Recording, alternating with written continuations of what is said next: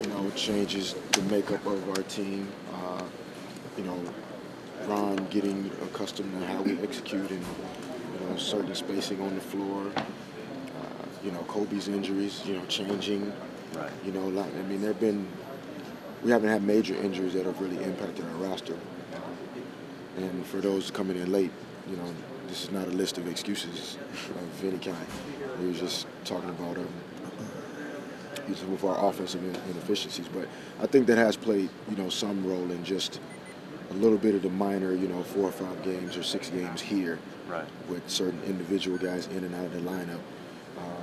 Is really, I think, not on the surface maybe caused us some problems, but below the surface, when Luke Walton does some really small, intangible things that don't show up in the stat sheet for us. Right. I mean, he can't even remember how many games he's played, this year. Not many. So those are little things that add up to big things that, we have to try and, kind of get turned around, and we will. Why is it that teams seem like they are trying to become even more physical, trying to, intimidate? I don't know. You can ask them. Yes. It's not surprising that, you're the defending world champions. You're the Lakers. When you come to town, it's going to be high intensity, high pressure. The fans are, you're going to have a sellout, which is something you probably haven't been experiencing before we got there. So it's no surprise that the games are going to be more intense, and in particular when you play a team that you beat in the finals the previous year, which we talked about before the game. We remember how we felt going into Boston last year. It's just part of it. Are these the dog days for you and your teammates now? Why you're struggling? No, I wouldn't call them dog days. Personally for me, March is a fun time of the season.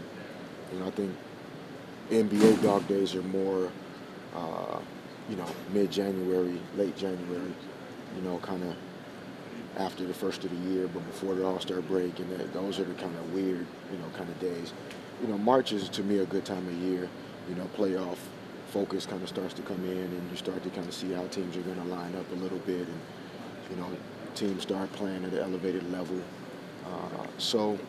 I don't think it's so much about dog days. I just think that, the season is long, and, when you do something 100 times, there are more opportunities for you to, have great times when you do it and not so great times, when you don't do it well. And that's what we're going through. We've still done it right 46 times and haven't done it right 18 times. So that's still a pretty good percentage, and we'll keep fighting to get better. I know there's been a lot of rain in LA, but it's not our fault.